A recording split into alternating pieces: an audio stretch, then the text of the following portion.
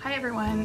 Today I want to talk to those of you that have been sitting on the fence about whether it's a good time for you to buy or sell your home in today's market. You might be thinking, should I wait until things calm down or should I do something now?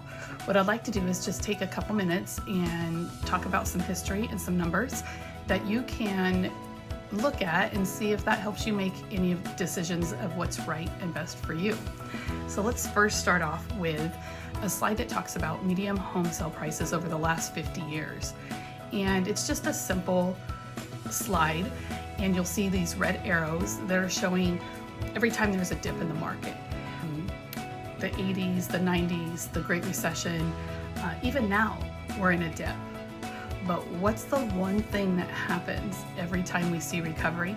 There's an increase in prices. So right now we may be in a dip, but what's soon to happen? We're going to see an increase in prices. We don't know, that can happen tomorrow, that can happen at the end of the year, it can happen next year, but there will be an increase in prices at some point. Now, let's take a look at the next slide and flip it to the sellers. And this slide's really interesting to me, and it really shows how solid our market is with homeowners and home ownership. 2/3 of the homeowners currently today in the United States either own their home outright or they have 50% or more equity. That's a big number.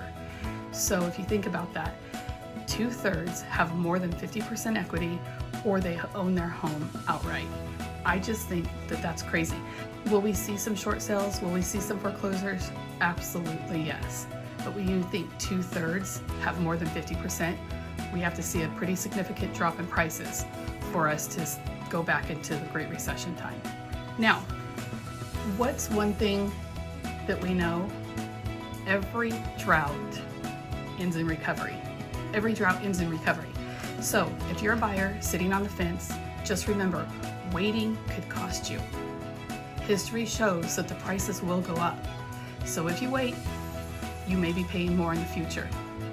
And if you're a seller, the equity you've built puts you in a good position.